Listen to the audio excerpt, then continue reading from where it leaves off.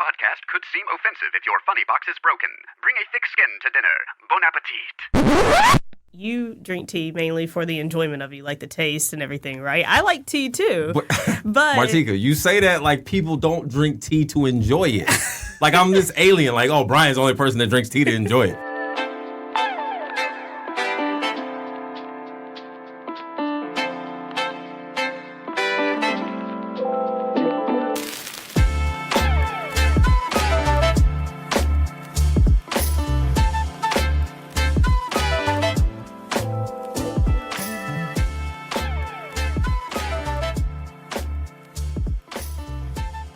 The tea is hot. oh man, Brian's coming in hot. No, I'm upset now because I wanted some tea and now my tea it's gone. It's no more. Like the point of the show is that we drink tea. Oh well, Do you want my tea? sucks us up. Well, then it would be your tea. Like the idea is that, the TeaPod is your individual. It's expressing individuality. You could simmer on thoughts while you're drinking tea, and now it's ruined. Well, yeah, that's It's like a British thing. yes, yeah. I spent about a month in London in 2014 and just got hooked to it. Wait, how did you know that? Well, I don't know. Because She does business with the UK. What was that? It goes back to what was well, it? I mean, Oh my like, God, so I'm history actually a lesson now. citizen of the Commonwealth. Oh, are you really? I'm a dual Australian citizen, Look at you. Well, you were and I don't like tea. okay. Fair enough. That's I'm a weird citizen. No. You set me up for failure. I thought we were gonna have Boston Tea Party of like the British Tea Party. That's right. Well, no, it's like Oh, okay. I thought we were gonna like have like good initial banter, but then she like shut me down. She's like, no, I don't like it. So Aussies like coffee more than tea. Well, no, some of them like tea. so you prefer coffee more to tea? I actually don't like hot stuff, hot drinks. So it has to be cold coffee, iced coffee. Yeah, something like I that. like iced coffee. I'm an iced coffee girl. Is Yeah, I like hot coffee more so. but how? Okay, wait. So now I got all the questions. Hi everyone. This is the TeaPod with Martika and Brian. Hi Martika. Hi, Brian. How are you? on today's show, and I feel embarrassed because I literally just forgot their names again. I just met them officially today. Introduce your students. These are your students. All right, so on the show, we have some special guests from our current cohort.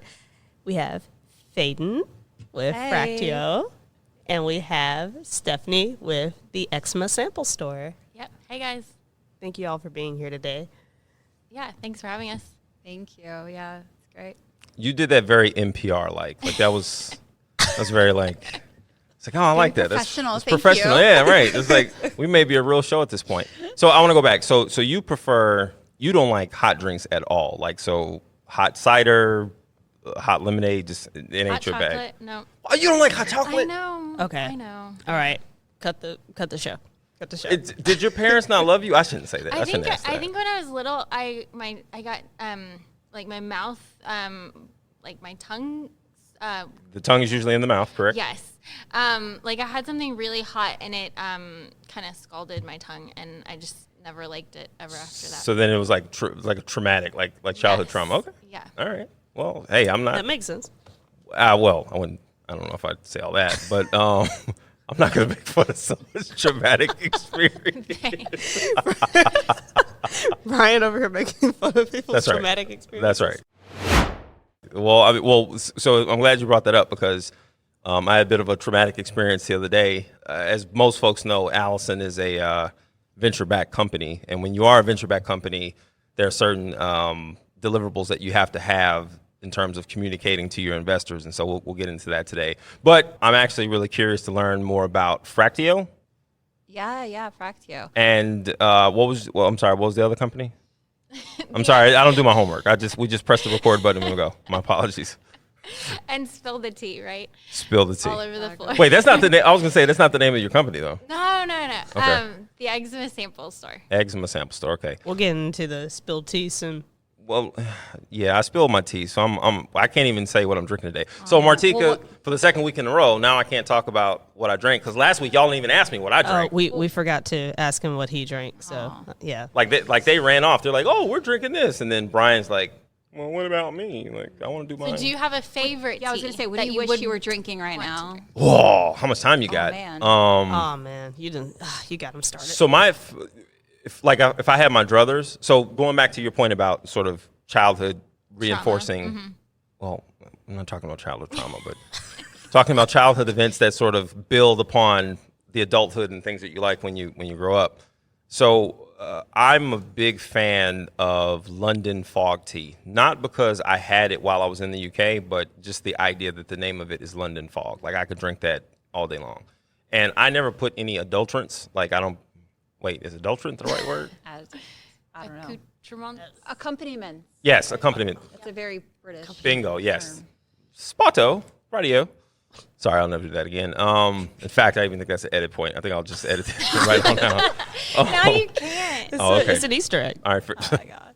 I don't think podcasts have Easter eggs, but so what? It's 4:00 somewhere. Listen. That's Tea time. the 4:00 pod.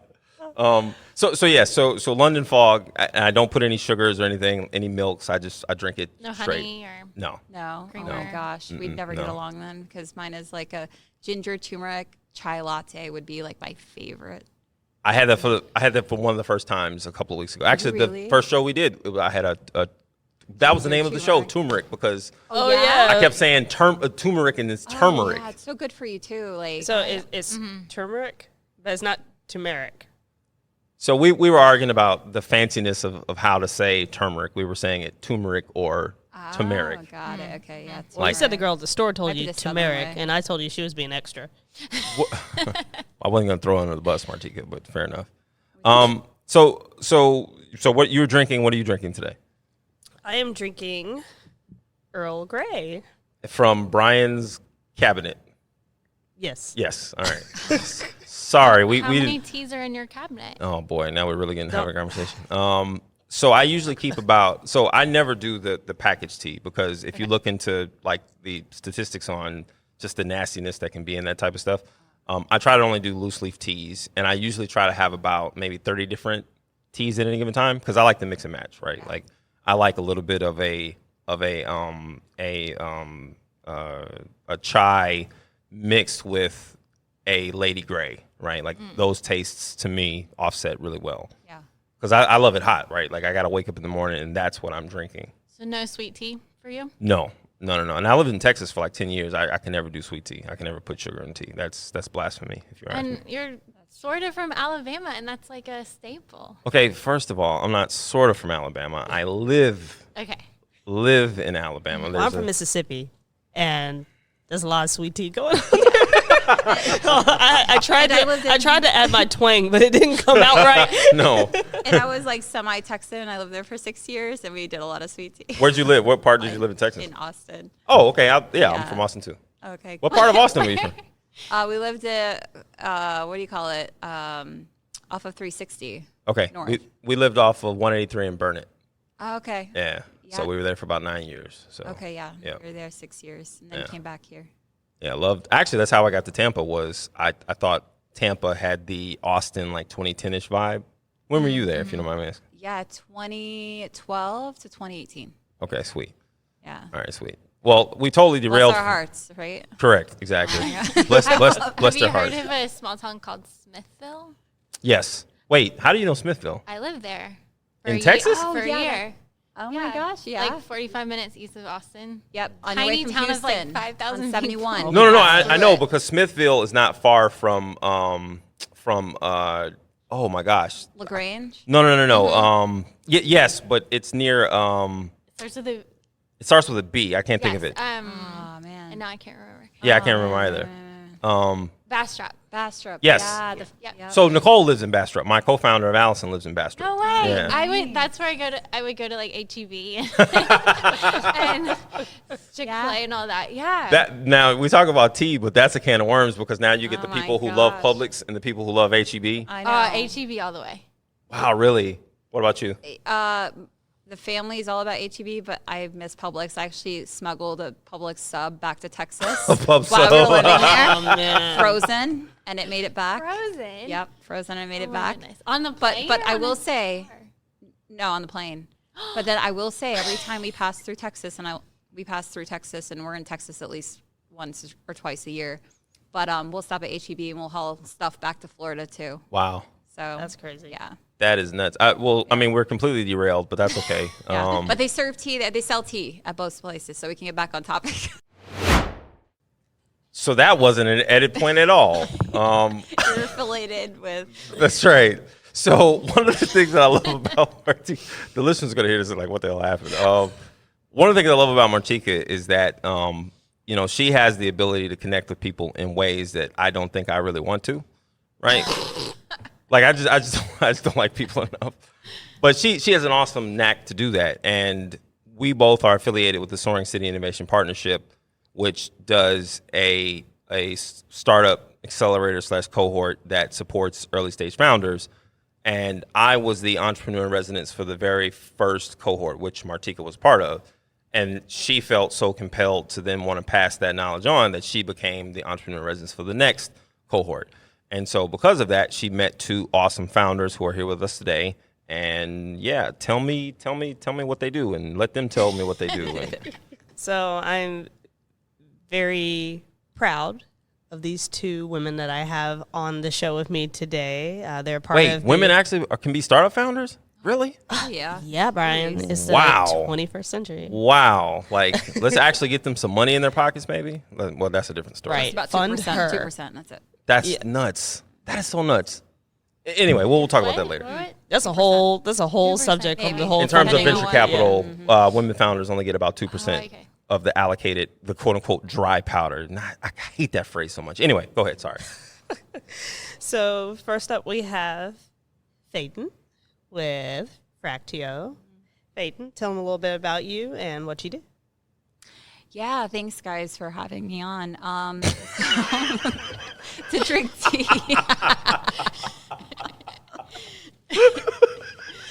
Thanks so much. That was so genuine.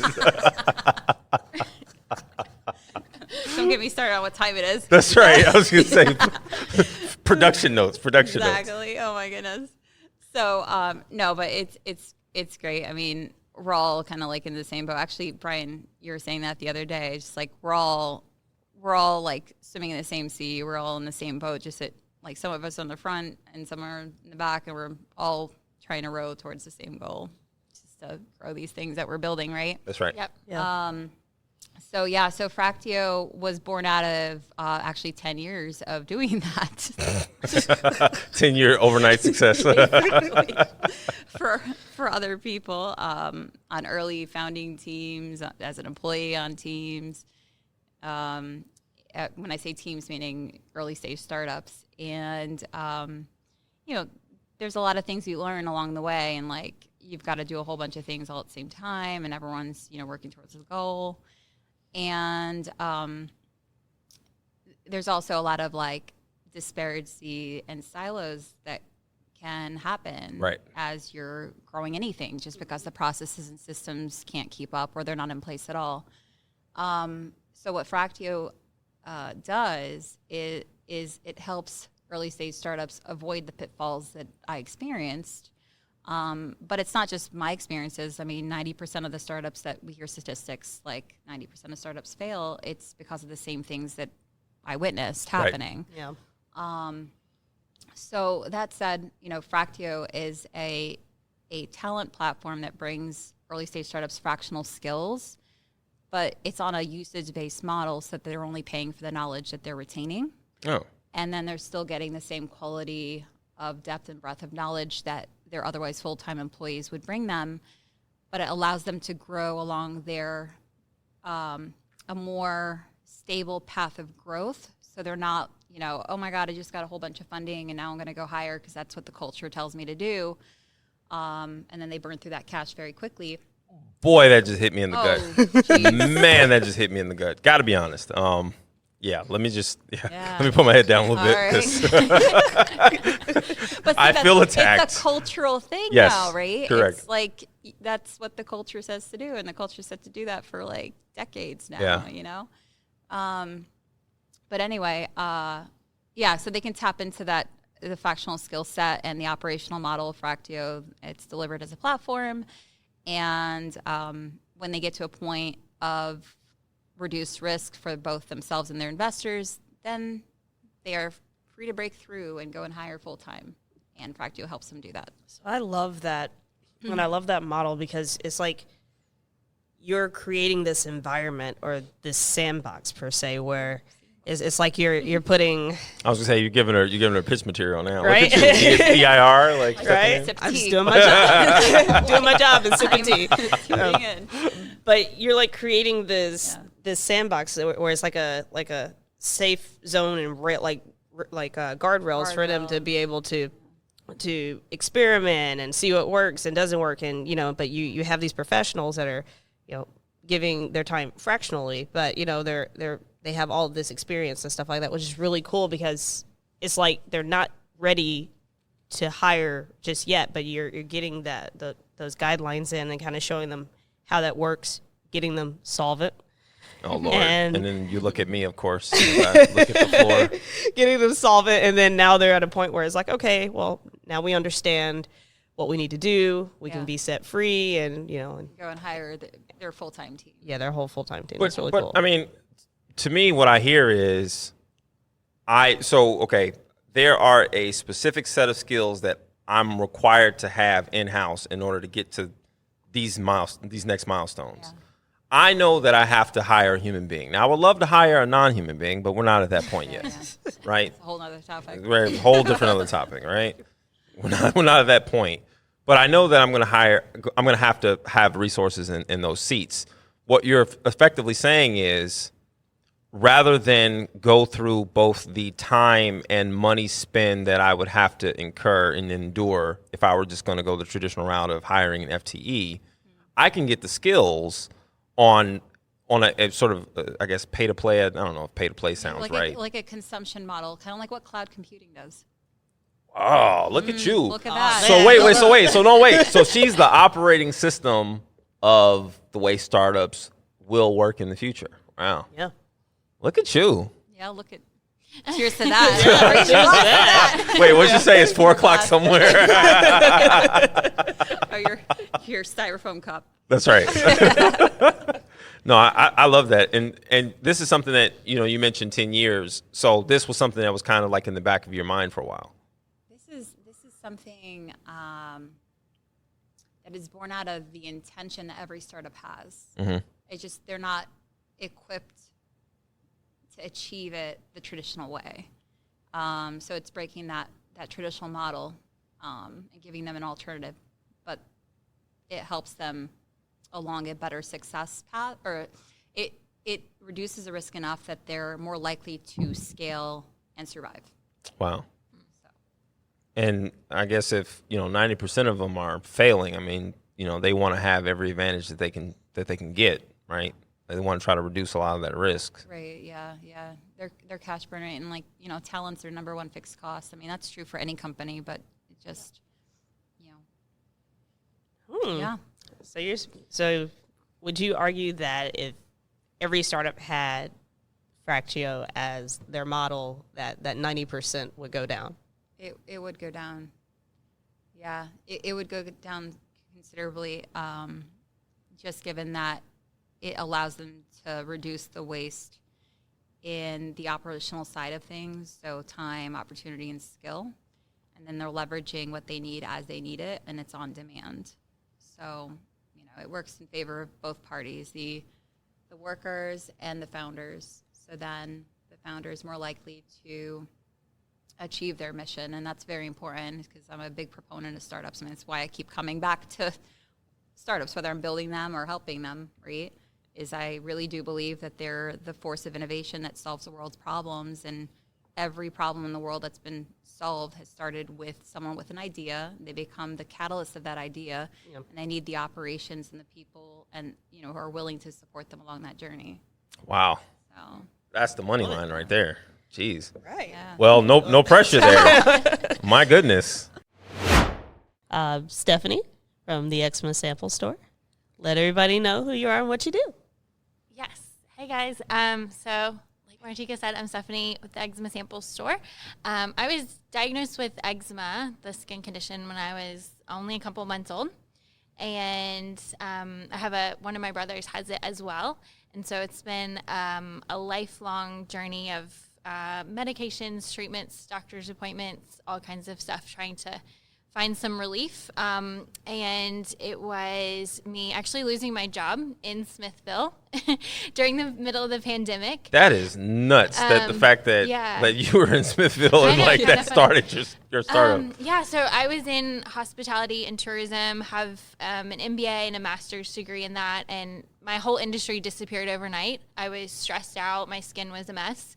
And I was looking for a sunscreen because it was summer. I wanted something, and sunscreen's one of the most challenging ingredients or products for eczema and sensitive skin. Is that right? Wow. Just the ingredients are really harsh usually. Yeah. And I wanted, growing up, going to dermatologist offices, we previously could get some samples, little products just to try a little bit to see if that works for us. Yeah. And so I thought, okay, well, maybe let me see, I don't have a bud really, can't spend a fortune on a whole bunch of sunscreens because sunscreens are really expensive. Trying to figure out, which one to use and not have to throw away the ones that don't work. That was kind of my thing. And everywhere I turned, the only way to get access to samples was actually to be a medical professional. But it was the middle of the pandemic.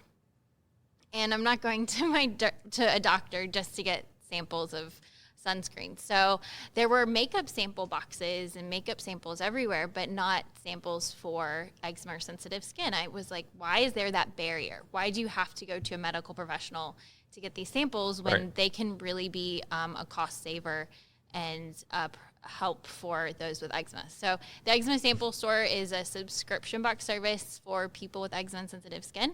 And it's all about helping them discover the products that their skin loves in a more cost-effective way.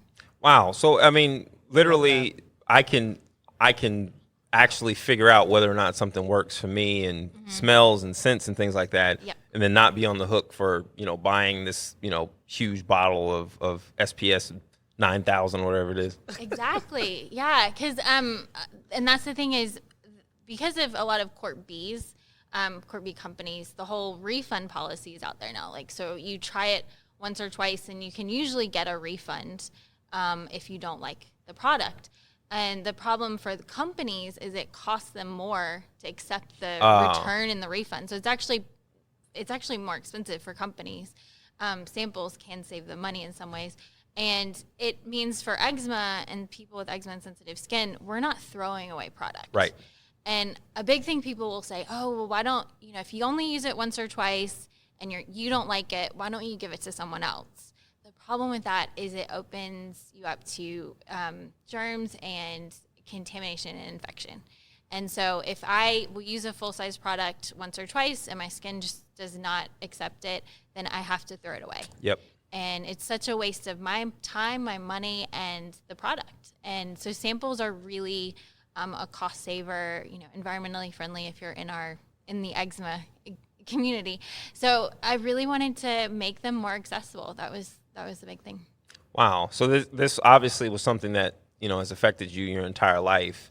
And it took kind of the restrictiveness of the pandemic for you to kind of see where the real gap was. Yes. Was there ever a point just growing up that you ever thought about this? I would assume not.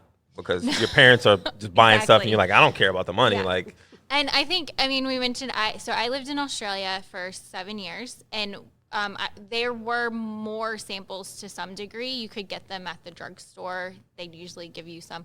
And when I moved back to America, I had to try there was a lot more brands available. So growing up, it was very limited of, only a certain amount of brands. In the last probably decade, there's been such an amazing push of all these new skincare brands on the market, all this research, a lot of companies out of Europe coming into the U.S. market, a lot of companies out of other countries coming to this market. So there's so many amazing brands, but especially when you only get samples from a dermatologist, it's the ones you've seen, for decades.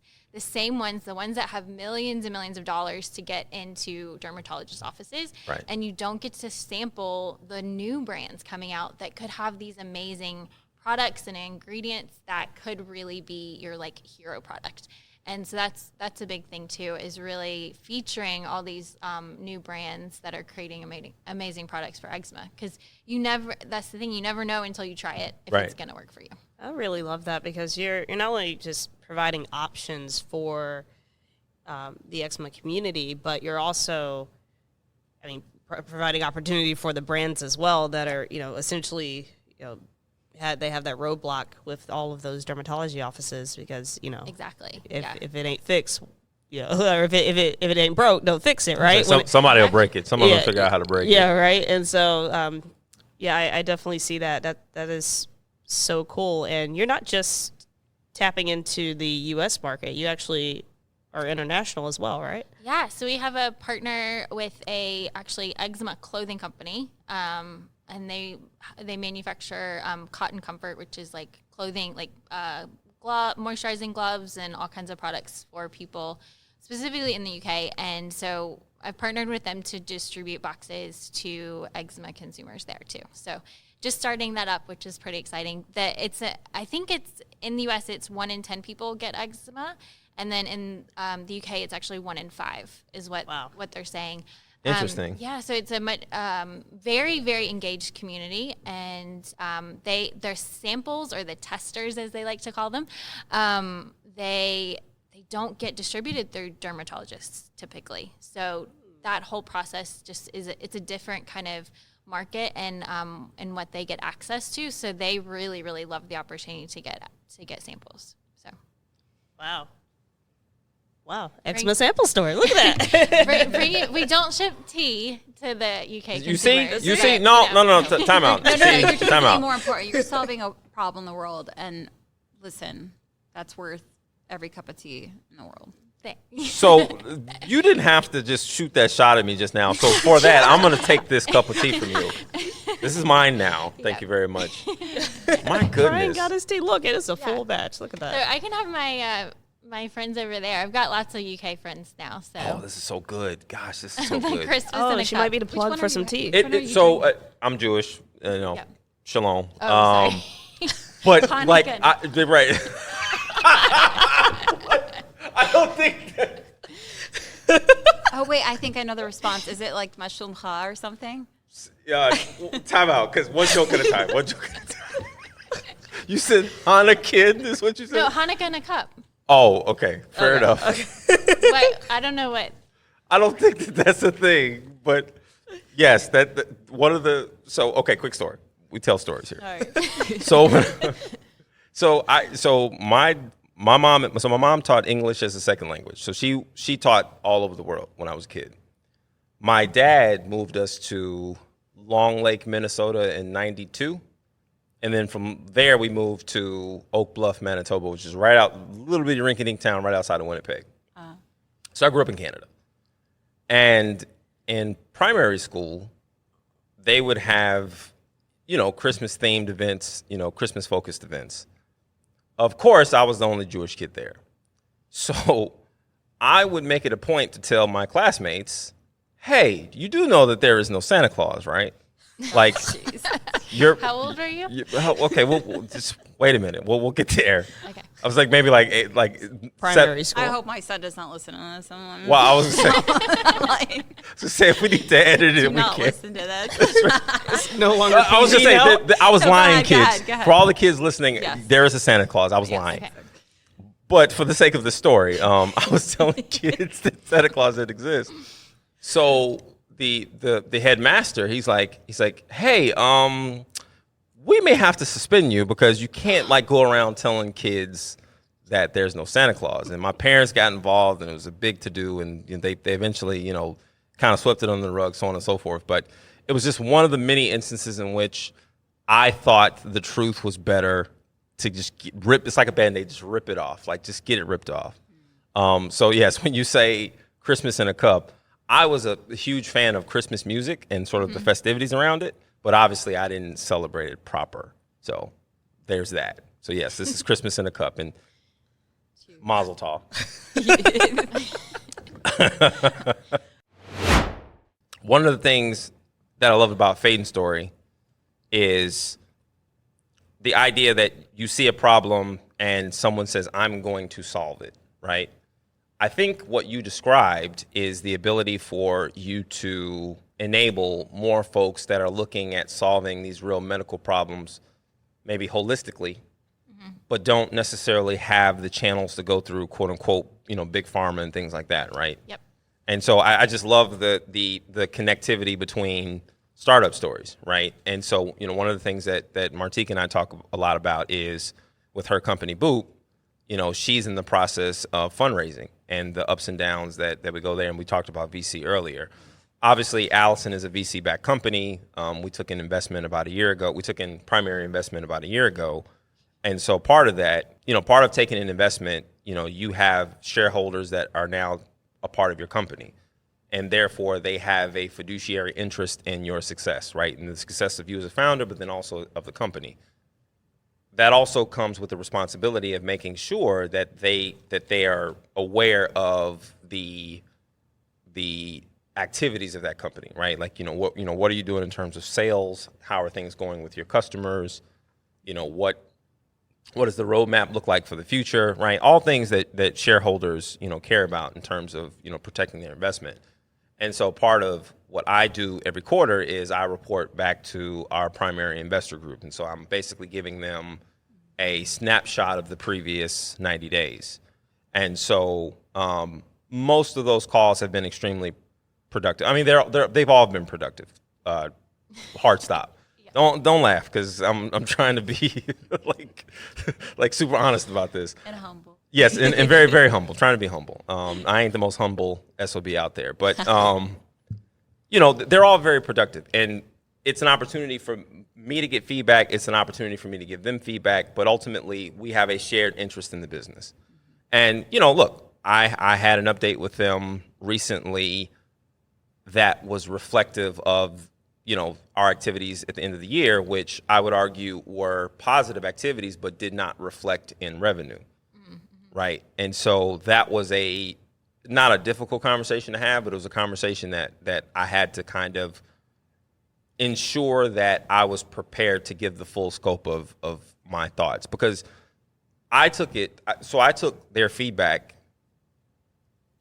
as them attempting to better understand, how are you thinking about this? Like, what are the thought processes you're using to navigate these what could appear to be choppy waters?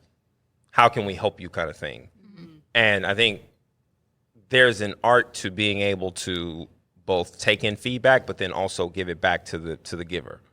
So then they know definitively, hey, this is the best way to help this person, or to help this founder, or to help this team. Mm-hmm. And so I'm actually curious, and again, I'm not tooting my horn because I'm venture backed. I'm just legit curious, even if you haven't taken in venture capital, you all at some point, being these accomplished founders, have been beholden to other folks. How do you navigate?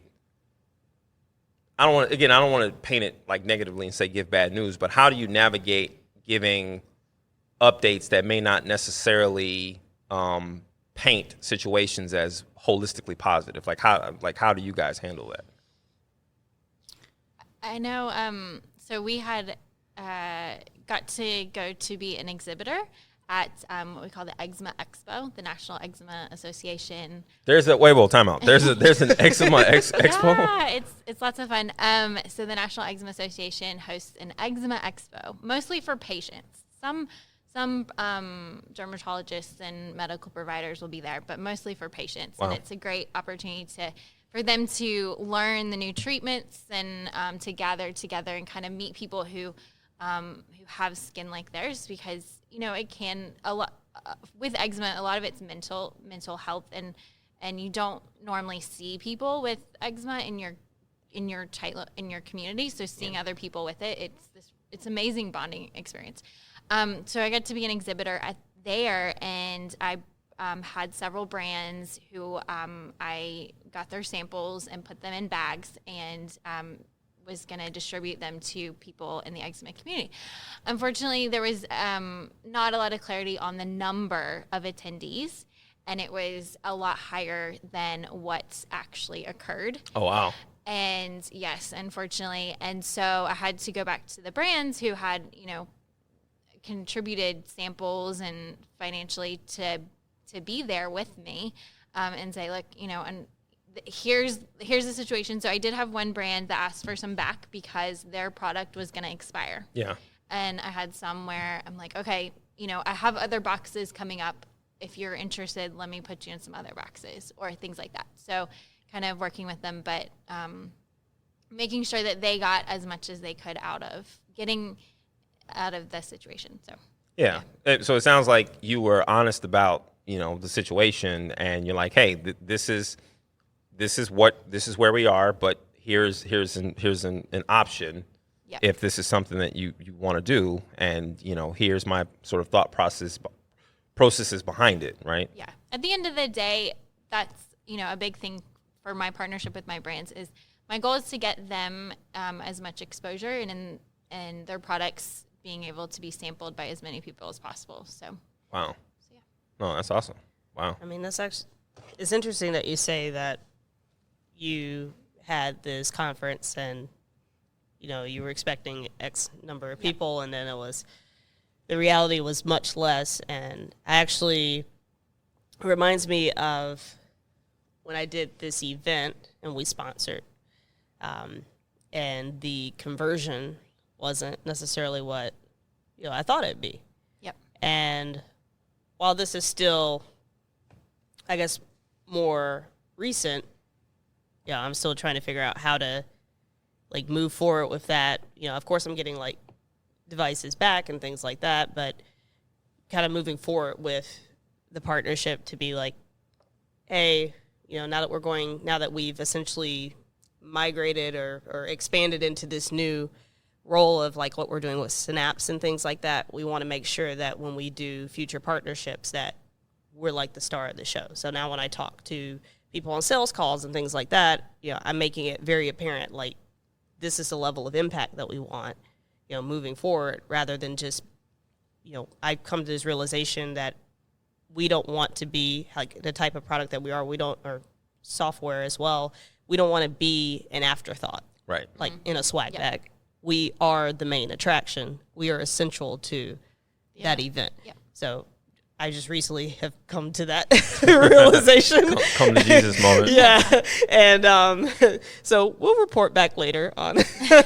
Well, I mean, whether it's a brand that you're partnering with or a partner that you're advertising with or a partner that's investing money in your company, right? There should be a covenant of trust where, hey, things may not always go, quote unquote, according to plan. Right. In fact, oftentimes we're figuring out things secondhand, right? Yeah, absolutely. And so let's at the very least be honest about that and understand that we're both negotiating from a position of support. Yeah. Let's figure it out, right? It's the transparency factor, right? So you start off with a goal or an idea or something you're going to try, and as long as you have milestones that you're tracking along the way, say okay, here's what we're planning to do. If we hit that goal, this will be the milestone we're going to measure it against. And that could be a dollar amount, a concept. So say product market fit versus okay, we're going to try to target this audience and this is the route we're going to go to achieve that. As long as you're maintaining this kind of mindset of it doesn't matter how many times we're going to have to iterate the plan, the milestone remains, the goal remains. And as long as we're transparent, and we look at things, there's something called, I won't get too technical, but there's something called, agile project management, right? So a retrospective. Yep. So after each sprint, you go back and say what went well and what didn't go well. And then you create a plan and then you decide, okay, what are we going to do for the next one? What's going into the next sprint? So it's the same thing, whether you're having a conversation with an investor or you're looking at this channel that you used, an event to reach a certain audience, and then your milestone, whether it's ROI, reaching people, or in your case, Martika, conversion rates. As long as you have all the kind of mechanisms in place that you hold yourself accountable to, then yeah, I mean, it really doesn't. It does matter how long it takes, because you only have so much time. Right. Yeah. But as long as you have the systems and processes in place to measure against, you'll get better and better each time you iterate, and you'll eventually get to the, the ROI or the metric that you need to hit that milestone. Yeah. Yeah. Everybody has a plan until they get punched into the face. Yeah, exactly right. And you get punched enough, it'll get calloused, and you don't have to worry about it. And that actually creates the humility that you need to be able to do a retrospective, so it works in your favor. Oh, well, see, you lost me at humility. I'm not going to be humble about anything. Oh, no. I refuse. It's like, let's all have a come to Jesus moment. That's all right, right. what went wrong? That's right. Well, I like the idea of the retrospective because ultimately, at the very least, so you've committed to thing X. You say over this next 5 days, we're going to get as much of that as we can done. Yeah. And then now you're looking backwards at the finish line, or excuse me, at the milestone marker. Yeah. And saying, okay, we hit here. Okay, that's good, but we didn't hit here. Like, let's deconstruct, what we did to get there. Because the idea is then we can use that as a go forward plan the next week during the next sprint to say, okay, let's avoid this roadblock. Let's avoid like going out the night before and being hungover the next day and not being able to focus on code. Spiking our tea. That's right. All that kind Exactly. of stuff. or our eczema SPF cream. Yeah, exactly. Apparently, there's a giant convention. It's like, There's a giant convention that they just have these eczema parties. But oh I mean, my goodness. Eczema parties. There was a luau one night. See? Yeah, there you go. All right, so we already know that's the name of the show. That's the name. Eczema Oh, parties. Everybody's gonna be like, "What?" Right, I was saying the SEO on it is going to be hilarious. Oh my God. Oh, man. Either one of you can go first. What's one thing you would love to accomplish the rest of the year not related to your business? Not related to our business? Yes. What's one thing you want to get done the rest of this year that is not related to your business? Yeah. It's hard. Hold on. No, I've been thinking. Wait, I have a personal life. That's I have right. Personal goals. Exactly. I know, See? like- Exactly. Recalling that from like way back there in my memory. The recesses of the spike tea induced Exactly. recesses. No, honestly, a better balance. So it might be, I don't know, it might be a Libra thing. I'm all about trying to strive for balance. Oh, here we go. Oh, Lord. Great. Capricorn risings and Here we go. Aries in the house. Aries in the house. oh, here we go. No. All right. But no, more time for resetting. Honestly, it's like if you're always running, you don't have time to do. Yes. I won't say the word retrospective. To But look if you're back. always running, oh my gosh, you don't have time to look back. Yeah. Right? And you need to be able to have something to reset. So more time for just like personal time and like having a better balance of like, work time, family time, personal time. You time. Yeah. I mean, that's like a lifelong goal for all of us, right? But that would be one thing that I would like to look back at the end of the year and say, you know what?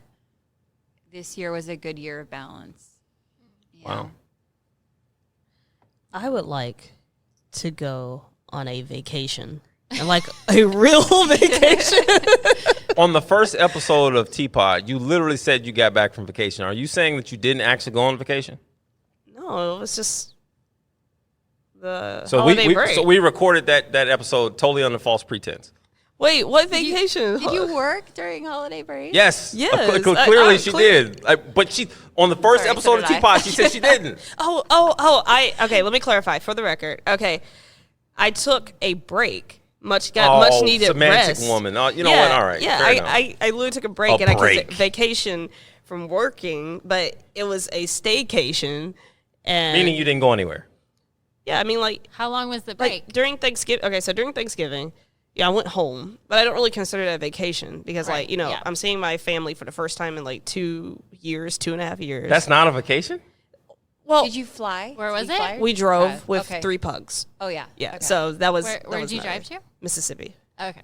Yeah, and we got a little Airbnb, and family came over, but it was just constant. Like I thought I was gonna rest, but I love my family, and I love them to death. It's I just not a want to squeeze holiday. them and hug them, but that's not vacation because everybody's trying to see you, and then we were running around trying to make time for everyone, and people were feeling some type of way because we didn't get enough time with them, and it's just drama. And then we had the 3 pugs.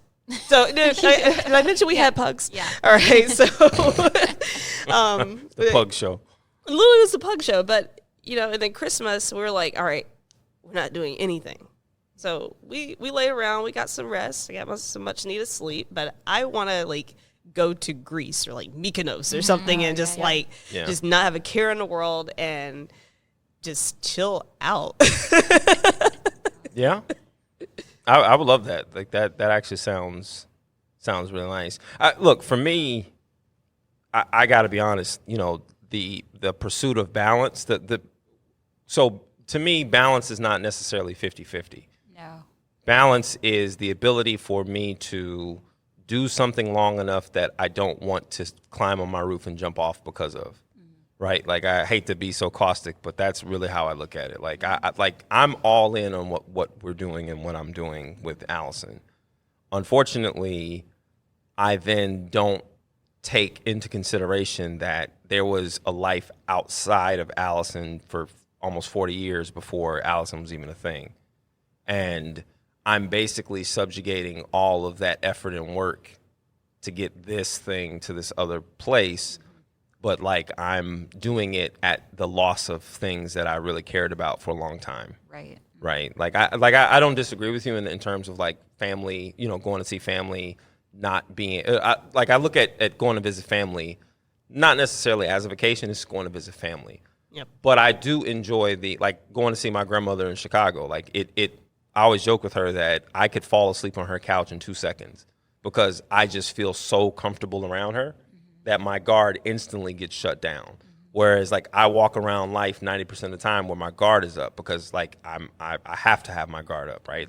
I'm trying to do sales and this person is trying to negotiate against me and I have to be weary of their intention. And so you kind of develop this callus that is hard to kind of break or retire. And, I feel like if I could do one thing for the rest of the year, it would be to at the very least give myself grace, give myself more grace. Hey, it ain't the end all be all, Brian. If you get it, you get it. If you don't, you don't.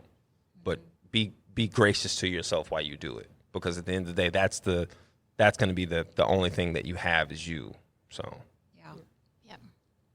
Stephanie. Oh, my turn. I feel like there's a common theme. Going to another Eczema party.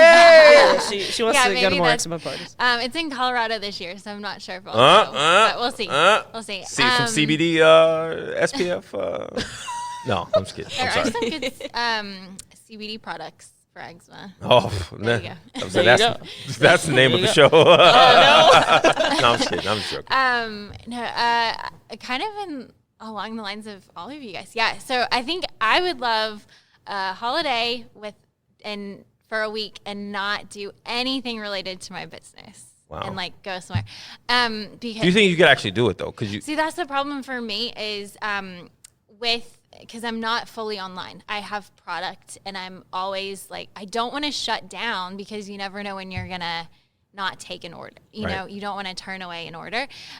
So I've gone to most of my family's in the Carolinas, and so I'll drive up there because I'll end up pre-packing a whole bunch of boxes to take with me, and I'll bring my Rollo printer so I can hook it up to my computer. Roller for the win. Yeah, shout out to Roller. Just in case, so I get orders and then I'll just drop them off. And so so that's sort of you just never, it's so hard to be fully off. Yeah. And even I had the opportunity to go back to Australia about a year and a half ago, and I had to pre-pack boxes for someone else to ship out, and then I would check emails all the time and all this stuff. So this year, at least 1 week where I'm just completely offline, I think would be amazing. And going somewhere pretty cool. Yes. Where would you go? Where would the physical location be?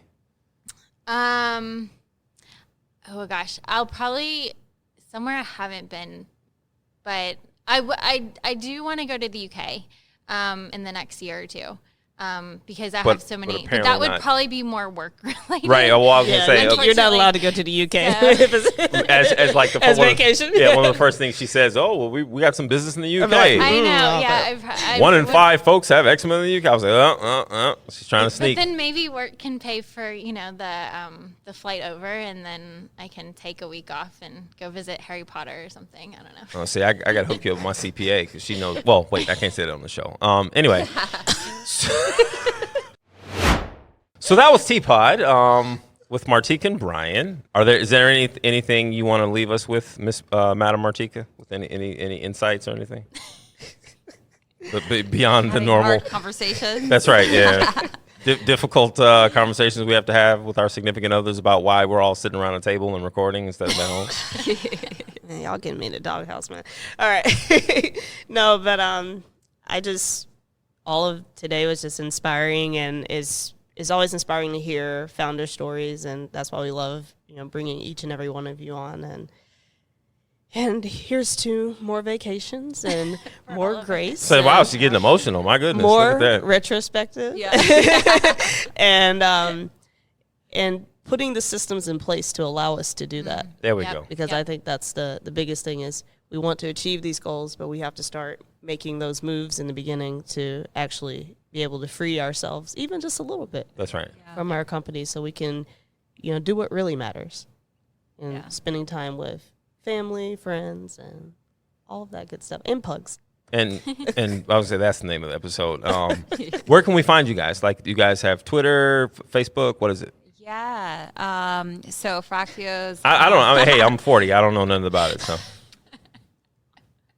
Wow, the conversation just died. Holy, what just happened? Like, no comment. So Fractio's on LinkedIn and Facebook, but I would say LinkedIn. It's more. And this is the marketing hat right now. I grabbed everything, but that's right. Right now we're just active on LinkedIn mostly. So join the conversation on LinkedIn. Find me, Fatin, Kwasny, and Fractio, and reach out if you have any questions. Be happy to continue the conversation over DM or email if you want. Or a cup of tea. Cup of tea, yes. Stay on brand. Yeah, absolutely.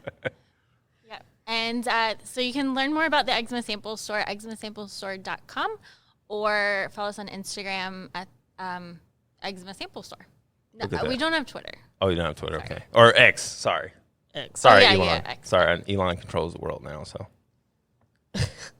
That's it. That's all I had to add. What anything profound? Nothing profound. All right, thanks, guys. This was fun. Thanks for having us.